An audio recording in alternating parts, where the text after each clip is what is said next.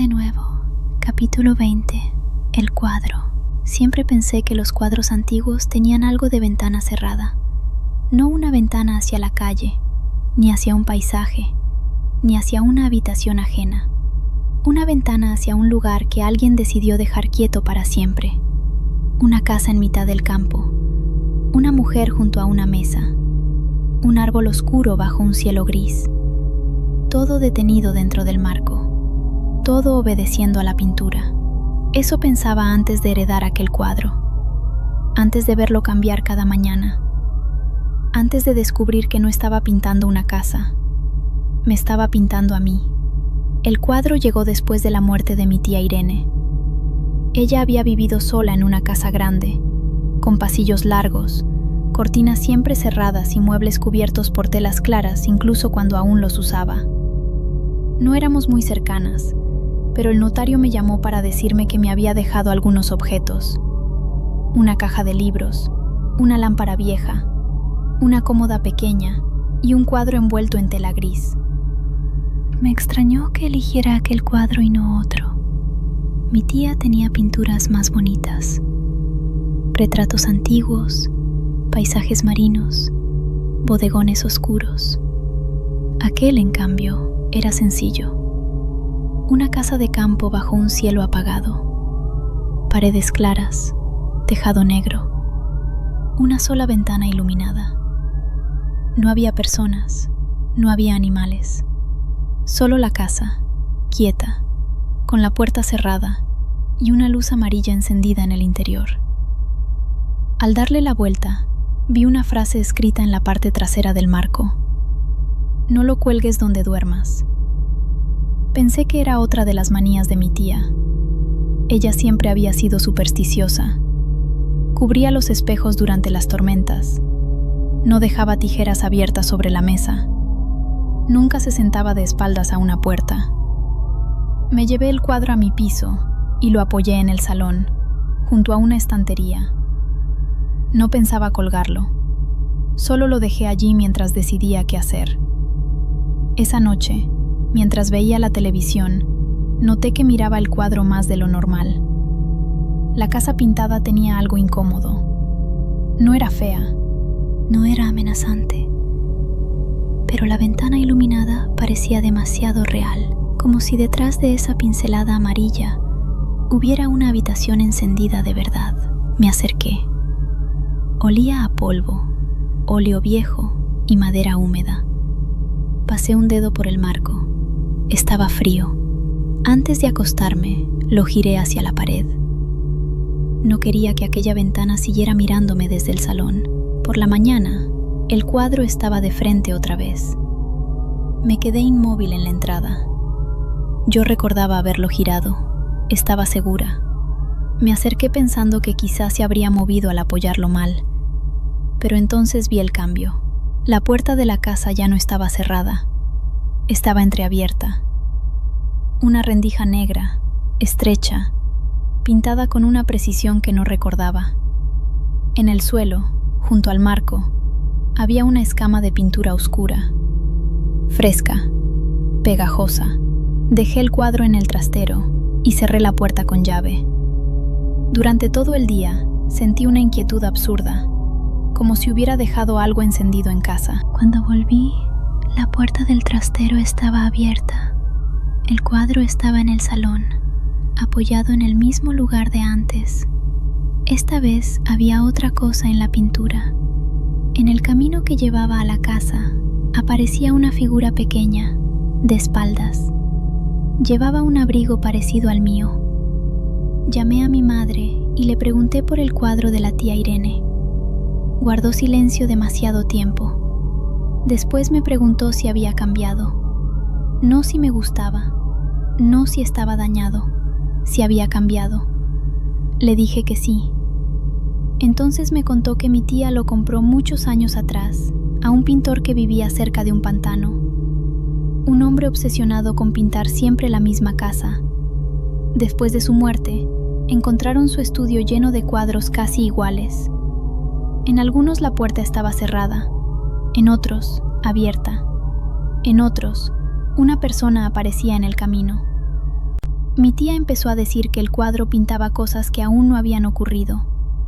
Antes de colgar, mi madre me dijo una frase: si aparece una segunda ventana encendida, no duermas sola. Esa noche dejé el cuadro boca abajo en el suelo y puse una silla encima. A las 3:28 me despertó un olor intenso a pintura fresca. Venía del salón.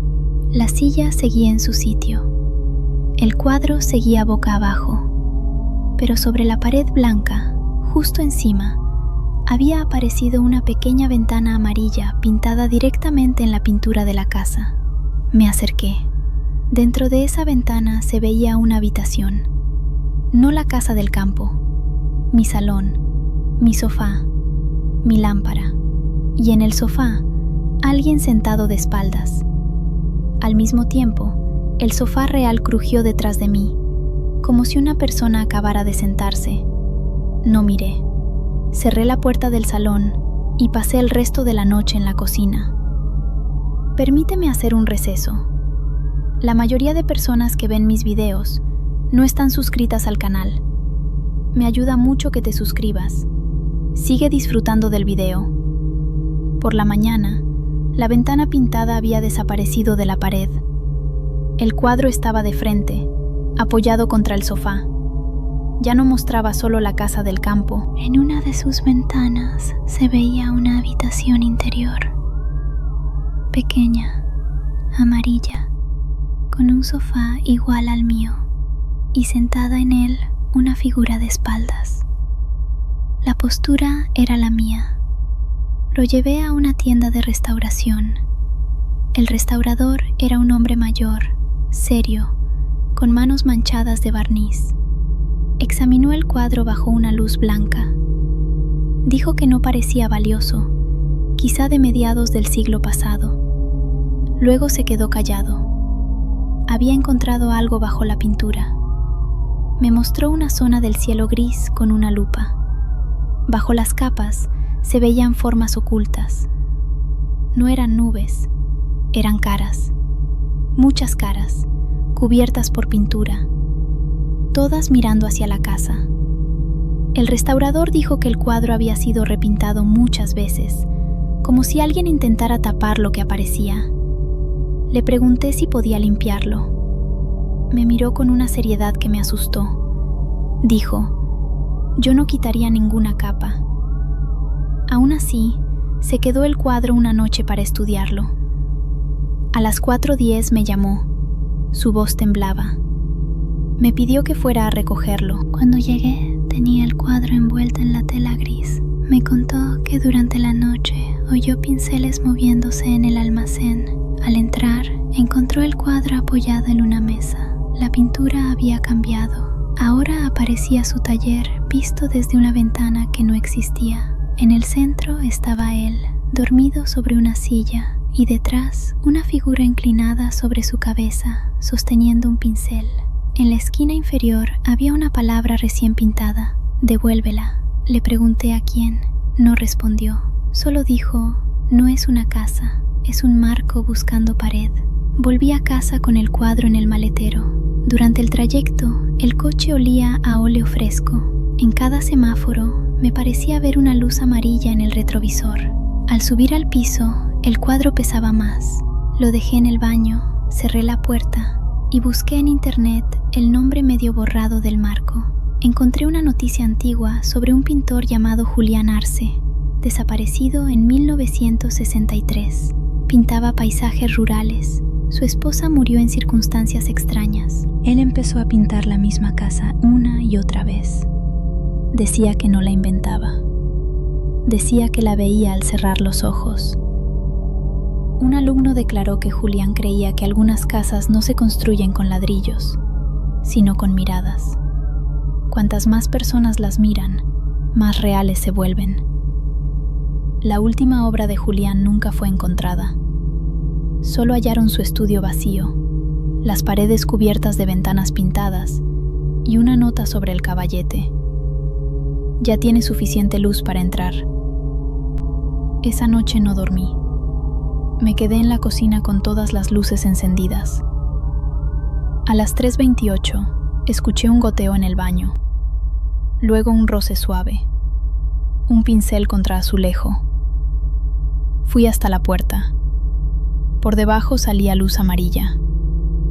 Abrí apenas. El espejo estaba cubierto de pintura fresca. Sobre su superficie se estaba formando una imagen. Mi dormitorio, mi cama vacía, la ventana abierta, y en el suelo, junto a la cama, un caballete con un lienzo en blanco. Una voz de mujer susurró desde dentro del espejo. «No dejes que termine tu habitación». Cerré de golpe. Pregunté quién era. Durante unos segundos, solo escuché el grifo gotear. Después, la voz respondió, la primera que miró demasiado. Al día siguiente rompí el marco. Pensé que, si separaba el lienzo, si cortaba la madera, aquello terminaría. Pero entre el lienzo y el bastidor, encontré una carta antigua, escrita por una mujer llamada Elisa Arce. Decía que su marido ya no pintaba lo que veía, sino lo que la casa le pedía, que cada noche aparecía una habitación nueva dentro del cuadro. Primero el estudio, después el dormitorio, después el comedor. Cuando la casa terminó de pintar todas las habitaciones, ella empezó a despertar con manchas de óleo en las manos y recuerdos de haber caminado por un pasillo que no existía. La última línea decía: si alguien encuentra este cuadro, que no deje ninguna pared vacía cerca. Esa tarde cubrí paredes con sábanas, muebles y papeles, pero no podía cubrirlo todo. A las 3:28, desde mi dormitorio, llegó el sonido de un caballete desplegándose. Permíteme hacer un receso. La mayoría de personas que ven mis videos no están suscritas al canal. Me ayuda mucho que te suscribas. Sigue disfrutando del video. Entré con una linterna. En medio de la habitación había un caballete que yo no tenía. Sobre él, un lienzo en blanco. El cuadro original estaba apoyado contra la pared. Ahora mostraba mi dormitorio con una precisión imposible. La cama, la lámpara, la ropa sobre una silla, el caballete.